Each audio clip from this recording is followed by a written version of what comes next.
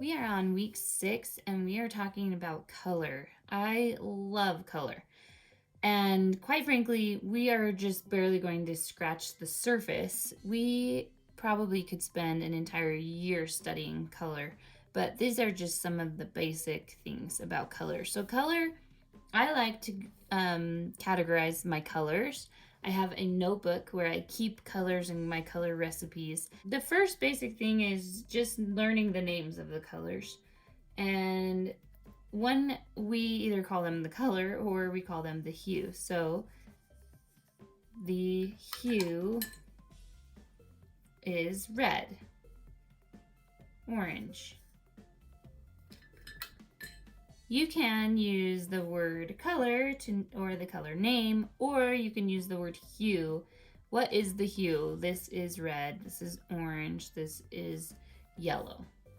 Now, the next thing that we talk about with color is what is the color value. So every color has its own value. So yellow has a lighter value than blue or black. So if I were to put this on a photocopy machine and I was to copy it with just in the gray mode, the yellow would be a lighter value than the blue would be. And each color you can also lighten. So I can have a light blue if I add some white to it. Then I have a lighter value of blue. The next thing is the intensity. So the most intense you're going to get your colors is whatever they come right off of the palette or right out of the container. That's going to be the brightest intensity. As you start adding colors to that, you can make it less intense. So if I were going to try to make this pure purple more gray, I can do that a couple different ways. I can just add gray to it, or I can add black and white, of course, because black and white make gray. So it's still purple color, but now I have decreased its intensity. Another way to decrease the intensity of a color is to add the opposite of the color. So if I were to add, there's my pure purple. If I were to add a little bit of yellow to it, I'm not necessarily trying to change this color. So it's going to vary depending on how much you put in, but that's still a purple color because I still have more purple than yellow. But it's just not as intense. It's muted because I added a little bit of yellow to it. So we can change the intensity by adding gray. We can change the intensity by adding the opposite. So as you add the opposite, it gets closer to gray. We can add white and change its intensity. We can add black and change its intensity. Those are all some different tricks that you can use to change the intensity. So now I put this bright purple next to it, and you're going to notice this bright purple first. The next thing that we talk about is the temperature. So it's really easy to tell a warm color when they're pure, like red, orange, orange. These are all warm colors. And yellow, those are all warm colors. So they remind you of the sun or of a fire, things that are warm. Cool colors are on the other side of the color wheel. We have green,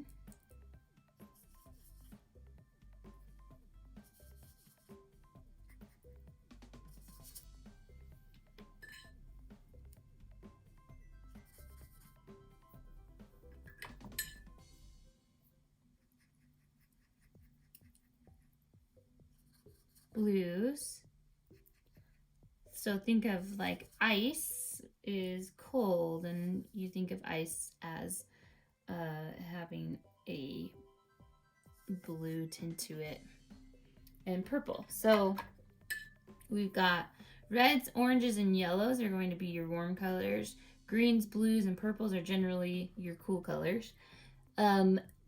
But each color can move toward warm or cool. So I might take this cool green that I have here, but I might want to warm it up, and I can warm it up by adding yellow. So now that's more of a warm green. And then you have your neutral colors like gray and brown. Although I would say that brown is more towards the warm end of the spectrum and gray is more it's more towards the cool end of the spectrum. That was a really brief description of color, some very basic things about color, but there really is a lot to learn about color, like talking about color schemes and what happens when I put one color next to another color, how they color relationships. So right now we're going to make our own color wheel, and it doesn't have to be perfect. If it's gonna bother you that it's not perfect, you could print one off the internet. There's tons of color wheels, but for our purpose and because it does not have to be perfect, we're just gonna do this. So our primary colors are red, yellow, and blue.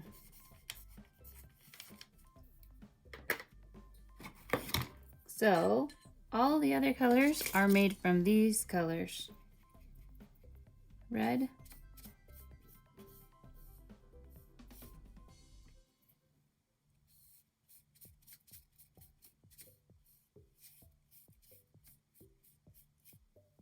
I probably should have started with yellow first. Since it's the lightest, it always gets dirty more easily. So I'm actually going to take this yellow, and even though I only wrote it on this part, I'm gonna take the yellow and I'm gonna go all the way across.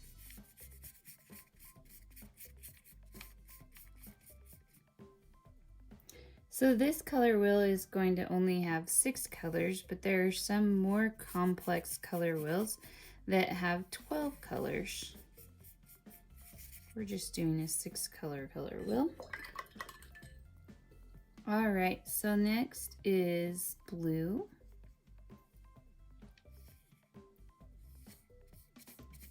Now what happens when we mix blue and yellow?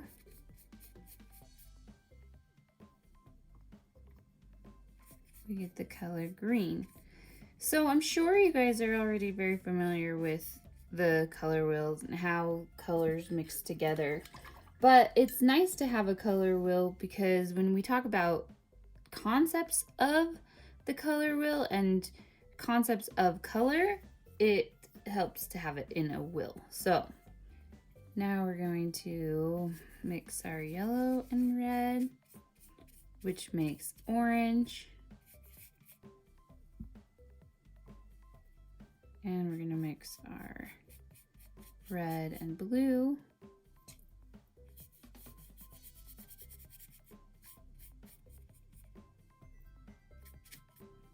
To make purple or violet.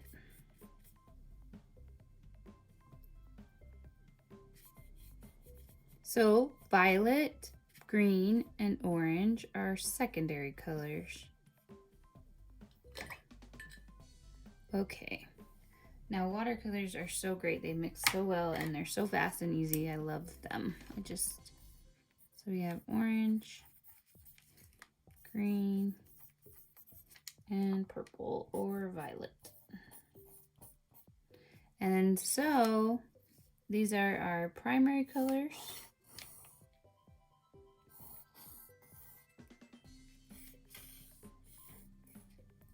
And these are our secondary colors.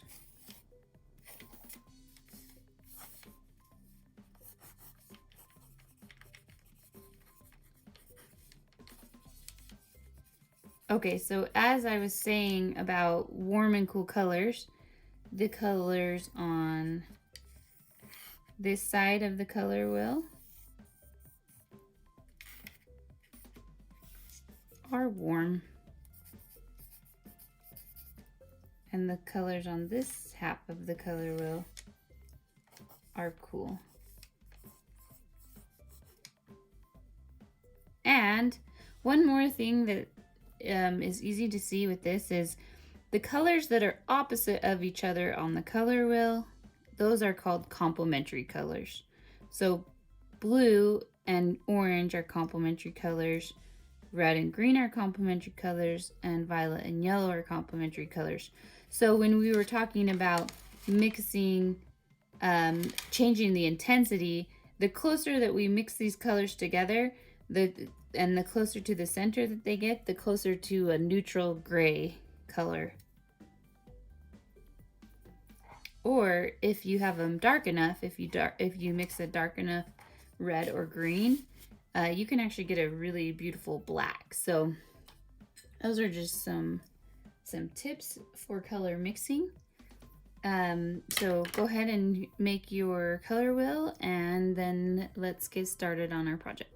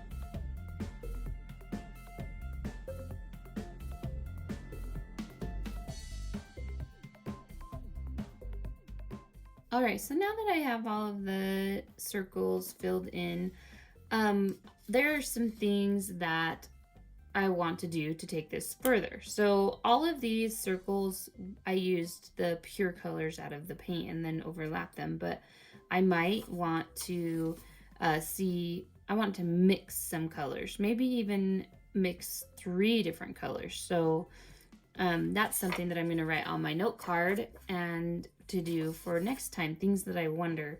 Or instead of doing the entire palette, I might want to do just the complementary colors, like just the blues on the palette and the oranges on the palette. Over here, I kept the colors. I wanted to see the difference between the greens. So maybe just even doing a monochromatic color scheme and only doing greens and the variations of the greens.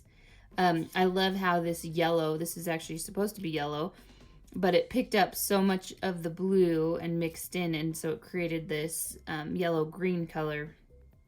So maybe even just focusing on all of the different ways that I could mix the color green. So I'm going to go ahead and write those on my note card for future play and learn from this, and we might come back to this. It's a really simple project. I feel like it can be taken a lot further, especially when we start adding other elements of art to it. So we might see this again. Another thing that I thought of is, instead of having the circles randomly placed, I could do an actual design with the circles. So even as far as design, there are a lot of options.